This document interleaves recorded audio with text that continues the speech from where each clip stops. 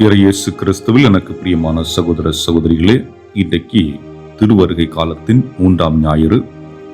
இன்றைய நாளிலே திருமுழுக்கு யோவான் தன்னுடைய சீடர்களிடம் ஒரு கேள்வியை கொடுத்து இயேசுவை நோக்கி அனுப்புகின்றார்.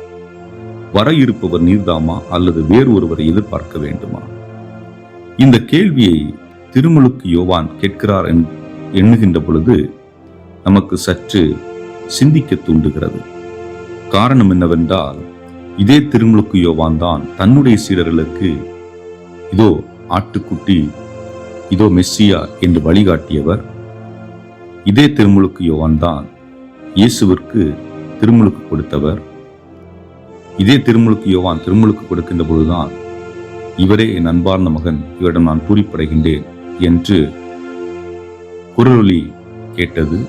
ஆக இப்படி பல விடயங்களை இயேசுவை பற்றி அறிந்திருந்தவர் திருமுழுக்கு யோவான்.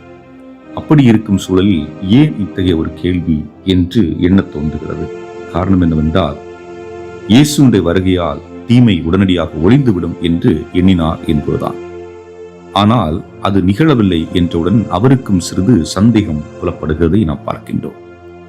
ஆனால் அதற்கு ஆண்டவர் இயேசு கிறிஸ்து கொடுக்கின்ற பதிலுக்கு முன்பாக நாம் சற்று 1981ஆம் ஆண்டு மே மாதம் 31ஆம் தேதி நடந்த நிகழ்வை நாம் சற்று பார்ப்போம். ரோமை நகரிலே அப்பொழுது இருந்த திருத்தந்தை 2ஆம் ஜான் பால் அவர்கள் சுடப்படுகின்றார்கள். சுடப்பட்டு மருத்துவமனையில் அனுமதிக்கப்படுகின்றார்கள்.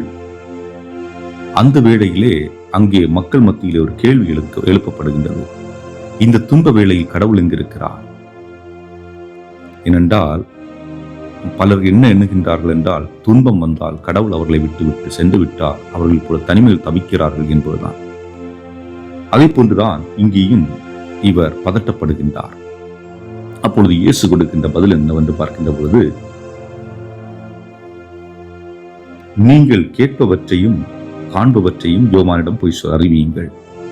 பார்வையற்றோர் பார்வை பெறுகின்றனர், கால் ஊனமுற்றோர் நடக்கின்றனர், தொழுநோயாளர்கள் நலமடைகின்றனர், காது கேளாதோர் கேட்கின்றனர், இறந்தோர் உயிர் பெற்றெழுகின்றனர், ஏழைகளுக்கு நற்செய்தி அறிவிக்கப்படுகிறது, என்னை தயக்கமின்றி ஏற்றுக்கொள்வோர் பேறு பெற்றோர் என்கின்றார். அதாவது எந்த சூழலிலும் இறைவன் இருக்கின்றார்.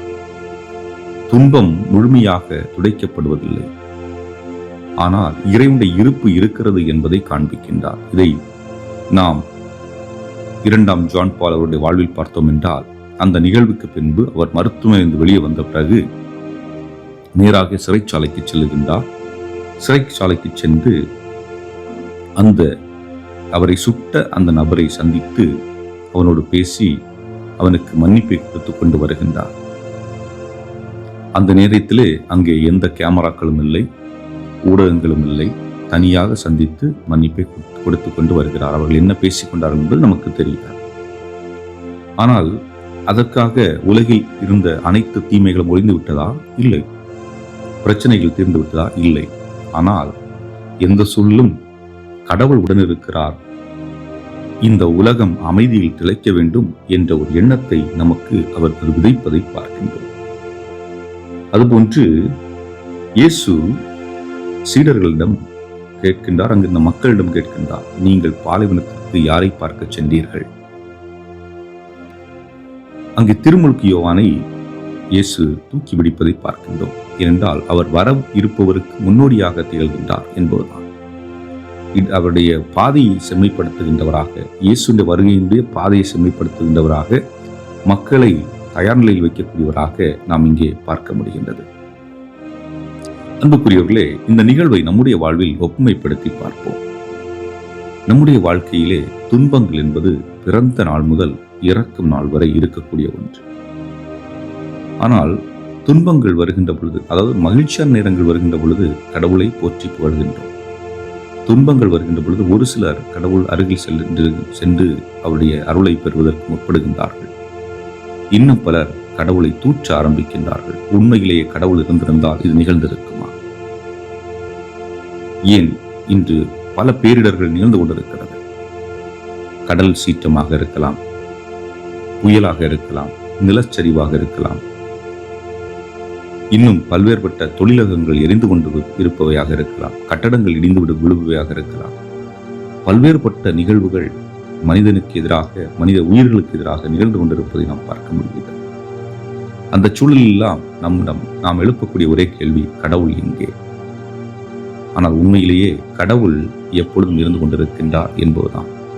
அதேவேளை தீமையும் இந்த உலகில் இருந்து கொண்டிருக்கிறது என்பதுதான். ஆனால் அந்த தீமையின் மத்தியிலும் நாம் மகிழ்ச்சியாக வாழ வேண்டும் என்பதுதான் ஆண்டவர் கொடுக்கின்ற செய்தியாக இருக்கிறது. நோயிற்றிருக்கின்றீர்களா? குணப்படுத்தப்படுவீர்கள். உடல் ஊனமுற்றிருக்கிறதா? குணப்படுத்தப்படுவீர்கள். ஆறுதல் படுத்தப்படுவீர்கள். ஏன் நான் ஆறுதல் படுத்தப்படுவீர்கள் என்று சொல்லுகிறேன் என்றால், சாதாரணமாக இந்த உலகில் நாம் பார்க்க நமக்கு ஒரு அனுபவம் வேண்டும் என்றால் நீங்கள் இதை செய்து பாருங்கள். கை ஊனமுற்று, கால் ஊனமுற்று அல்லது உடல் ஏதோ ஒரு பகம் ஊனமுற்று இருக்கின்ற மனிதர்கள் நம்மை விட விசுவாசம் உள்ளவர்களாக, நம்பிக்கை உள்ளவர்களாக, திடமுள்ளவர்களாக இருப்பார்கள். பல நேரங்களில் உடலில் உள்ள அனைத்து உறுப்புகள் இருந்தும் நாம் பலவீனமாக உணர்கின்றோம், நம்மை பலவீனப்படுத்துகின்றோம், பயம் நம்மை தொற்றிக் கொள்ளுகின்றது.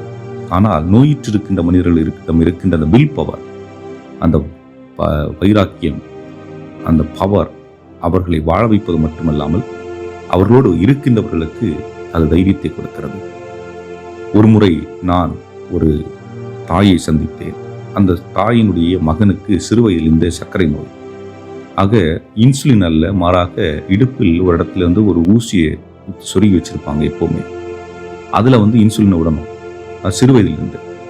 அப்போ அதை நினைத்து அந்த தாய்க்கு ஒரே கலக்கம். ஆனால் அவர்கள் சொல்லுவார்கள், நான் பயந்து கலங்கி கவலைப்பட்டு இருப்பேன், ஆனால் என்னுடைய மகன் அந்த சர்க்கரை வியாதியினால் பாதிக்கப்பட்டிருக்கிற என்னுடைய மகன் எனக்கு தைரியம் சொல்லுவான் என்று. அன்புக்குரியவர்களே, இன்று அந்த மகன், நாம் நினைத்திருக்கலாம் சர்க்கரை வியாதியில் இருப்பதனால் அந்த குழந்தை இறந்து இருக்கலாம் என்று. இல்லை, இன்று அந்த குழந்தை வளர்ந்து மருத்துவராகி, அதுவும் குறிப்பாக ஸ்பெஷலைசேஷன் MD முடித்து ஒரு மருத்துவமனையில் வேலை செய்து கொண்டிருக்கிறது அந்த குழந்தை. அப்படி என்றால் வில் பவர் இருக்கிறது என்றால் உங்களால் வாழ்ந்து காட்ட முடியும் என்பதுதான். பயமும் கவலையும் நம்மை அழித்துவிடும், ஆனால் நம்பிக்கை, ஆழமான விசுவாசம் நம்மை வாழ வைத்துக் கொண்டிருக்கும். துன்பங்கள் இருக்கும், துடைத்து போட்டுவிட்டு கடந்து செல்ல வேண்டும் என்பதுதான். வாழ்க்கை என்பது ஒரு முறை, ஆனால் அந்த வாழ்க்கையை நாம் மகிழ்ச்சியாக வாழ முடியும் நாம் நினைத்தால். காரணம், கடவுள் நம்மோடு இருக்கிறார். எந்த சூழலிலும் அவர் நம்மை விட்டு செல்வதில்லை. துன்பத்திலும் இன்பத்திலும் அவர் நம்மோடு பங்கெடுக்கின்றார். இவற்றை உணர்ந்து வாழ்வதற்காக நாம் அழைக்கப்பட்டிருக்கின்ற அன்புக்குரியவர்களே, சிந்தித்தவர்களாக இன்றும் வாழும் இல்லாமல் இறைவா, இதோ கிறிஸ்து பிறப்பு விழாவை சிறப்பிப்பதற்காக எங்களை தயார்படுத்திக் கொண்டிருக்கின்ற இந்த வேளையிலே எங்களுடைய உள்ளமும் உடலும் ஆன்மாவும் ஒருங்கிணைந்து ஆண்டவர் இயேசு மீது நம்பிக்கை கொண்டு அவருடைய வழியை பின்பற்ற, எந்த சூழலிலும் தீமைகள் எங்களை அணுகி வருகின்ற பொழுதும் நாங்கள் அதற்கண்டு அஞ்சாமல் ஆண்டவர் எங்களோடு இருக்கின்றார் என்ற நம்பிக்கையை எங்களுக்கு வளப்படுத்தி, தீமையை அகற்றி நன்மைகள் செய்து வாழக்கூடிய அருளையும் ஆற்றலையும் நிறைவாக தரவும். அதுவும் குறிப்பாக இந்த மூன்றாம் திருவருகை கால ஞாயிறு என்பது மகிழ்ச்சியை வெளிப்படுத்துகின்ற ஞாயிறாக இருக்கின்றதாகவே நாங்கள் மகிழ்ச்சி உள்ளம் கொண்டவர்களாக, நிறைவாக வாழக்கூடியவர்களாக வாழ வேண்டிய அருளையும் ஆற்றலையும் நிறைவாக தந்துள்ள எங்கள் ஆண்டவராகிய கிறிஸ்து வழியாக கொண்டாடுகின்றோம். ஆமென்.